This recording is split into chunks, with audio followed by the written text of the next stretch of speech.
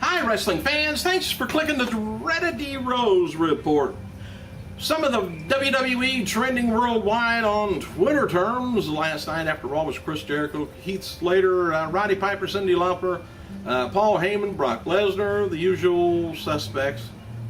As seen on last night's Raw, Abraham Washington has a new team, Titus O'Neil and Derek Young. They walked out on a match against Primo and Epico. Abraham explains why he did this on Twitter. He says, knowing when to retreat is just as important as knowing when to attack. Didn't, what's his name? Know when to hold him, know when to fold him? Kenny Rogers? Anyway, fact of the matter is, he says they're already number one contenders. Why waste our time on anyone other than the WWE Tag Champions? It's called ego, I guess. Last night during Raw, WWE ran ads for September's Night of Champions pay-per-view in Boston that teased that John Cena is going to be returning to the WWE title picture. Well, the voiceover said John Cena returns to his hometown of Boston to try and recapture the championship glory. Tells us a little something. And as seen on Raw, Dolph Ziggler, he defeated Jack Swagger to win over Vicky. I thought the loser got her. But anyway, today she says at the end of all the fighting between Ziggler and Swagger, Dolph won my admiration. She shouldn't punish him like that. Ricardo Rodriguez, you know, last time I think I remember seeing a tuxedo versus tuxedo match at a, well, really wasn't on a pay-per-view, was the Fink. It seemed like the Fink took on somebody with a tuxedo, and I can't remember really who it was. I don't think it was Gene Okerlund. Anyway, Ricardo Rodriguez, who wrestled on the independent circuit, by the way, in FCW as Charisma. Anyway, he wrote the following on Twitter, said that after he laid out Santino on Raw, he says, anger rising, Charisma, rage. WWE ring announcer Tony Chimmel, and he's going to be taking some time off for vacation beginning this coming weekend. Boy, how are we going to get along without him? And there's been talk of putting Big Show into the World Heavyweight title picture on SmackDown. And according to an announcement from Independent Production Fund in Canada, Chris Jericho is going to be getting his own web series soon. The IPF has approved funding for 15 scripted dramas, and a new show for Jericho is among, one of those, I guess. It's coming. But I'm Jericho will be produced by Jericho and Shannon Farr. The writers are Bob Kerr, Craig Brown, and Gary Reinhardt Jr., but we don't care. It is confirmed that Jericho's new show looks to have 10 episodes and at a 4-minute each. No word yet, but I'm Jericho will premiere online. Well, by the time we get to it, it'll be over. Hey, birthdays. Happy birthday to TNA wrestler. Remember Tyson Ducks?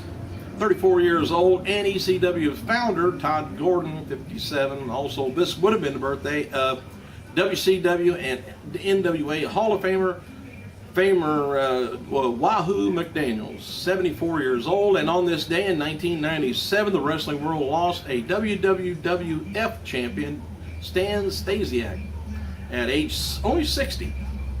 Stasiak, who took his ring name from a 1920s wrestler, debuted in Quebec in 58 and soon established himself in the NWA territories, winning championships in Vancouver, Calgary, Oregon, Australia. Before the 60s were out, Stasiak began competing in WWF the following decade, winning their heavyweight title in 1973.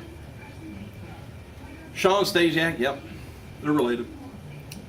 WWE Hall of Famer Mike Tyson, he's going to be bringing his Undisputed Truth one-man show to Broadway on a limited run basis for 6 performances at the Long Acre Theater. Show features Tyson telling his life story and was directed by Spike Lee.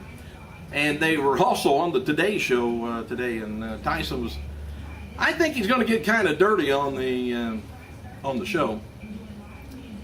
Well, can't help it. If he's going to tell his life story, it's going to be dirty. And WWE crew driving from New York to Baltimore for last night's SmackDown taping ran into major traffic problems on the New Jersey Turnpike. Natalia wrote that it took 6 hours to make the trip. A lot of the talent didn't even arrive in Baltimore until around 5 local time. And as noted before, WWE is going to be bringing back former general managers for Raw and SmackDown while the board of directors finds a permanent replacement. Some of the names potentially could be used for the role include Steve Austin, Vince McMahon, Stephanie McMahon, Jonathan Coachman, Mike Adamle, Bret Hart, Vicky Guerrero, William Regal, and the anonymous general manager could return. But you know who they left off of here? Ric Flair. Thought that was odd. Word that most recent DLC pack from WWE WrestleFest on the iOS is a Rowdy pack with Roddy Piper, Ted DiBiase Sr., Sin Cara, Kane, Cody Rhodes, plus a classic SmackDown arena. And for you gamers, I don't know anything about it. 8-man action with Orton, Sheamus, Punk, Cena taking on Show, Kane, Del Rio, and Bryant is being advertised for the October 22nd show from the Izod Center, East Rutherford. And as noted before, former TNA star Amazing Red, he was backstage the other day on No Way Out pay-per-view, told fans he had to try out earlier. Red was reportedly brought to the pay-per-view by Matt Striker. I don't know whether he didn't want to come to the pay-per-view or not, but Striker got him there. The Extreme Rising promotion has announced that Sabu is going to be returning to the ring June 29th, June 30th on the 2 shows following his recent trip to rehab. It's believed the WWE paid for the treatment. Sabu was supposedly the main event in the Extreme Reunion event against Shane Douglas, but found unresponsive in his hotel room after not appearing at the pre-show signing. Sabu checked himself in and out of the hospital the next day after being rushed to, checked himself out of the hospital the next day after being rushed to the hospital and did not work the debut match.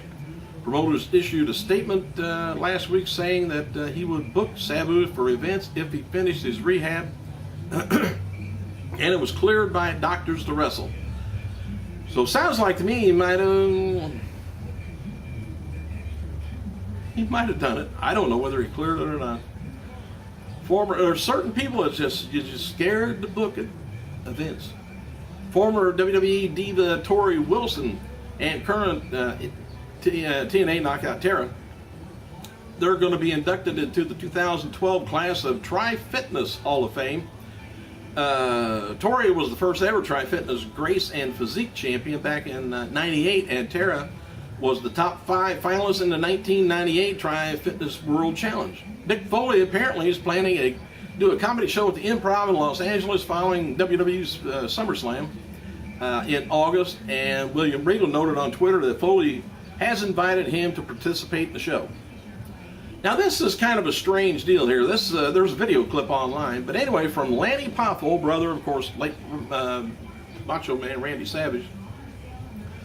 Poffo did an interview last year saying that per Macho Man's request, WWE would not be allowed to induct him into the Hall of Fame unless the entire Poffo family went in too, which is Savage, Lanny, and their father Angelo.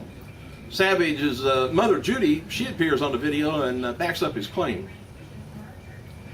Now, the way when I seen the video, it was he could have said something like that, but he was comparing himself to the Von Erichs, because each individual Von Erich was not inducted to the WWE Hall of Fame. They all went in together, which wouldn't be bad for the Poffos. They could go all together, but if there wanted to be a standout, of course, it'd have to be Randy. Inducts one of them or all of them. It doesn't matter. Just go ahead and do it. The June 15th episode of WWE Vintage Collection features matches the Cruiserweight Battle Royal from 2005. Let's see. Oh, and they had some other matches in 2004 with the 1 through 3 Kid and Hakushi and Audible Dragon taking on Shannon Moore, Juventud Guerrero taking on Nunzio. If you get that, I don't get that on cable. Wife won't let me. WWE is going to be holding a SmackDown taping October 16th at the FedEx Forum, Memphis. Oksana is today's featured superstar on WWE.com. And whatever happened to her? She was on there about every week for a while with Teddy, and now she's gone. Back down south. After paparazzi photos surfaced, suggesting that former WWE diva Stacy Keibler is pregnant. Well, TMZ, of course, they got their nose in everybody's business, and they must have had their nose up in her. They reported Tuesday that she's not pregnant. Keefer's representatives did not comment on the rumor. The sources connected to the former Miss Hancock says it's 100% false. All right, WWE recently removed all listings and links for the upcoming WWE NXT on their website. And it appears that the rebranded version of NXT featuring mostly WWE developmental talent from FCW will not be made available online by the company. So apparently we're going to have to move down to Florida and go to their matches at the university there. Some of the stuff we do for wrestling. I got to go.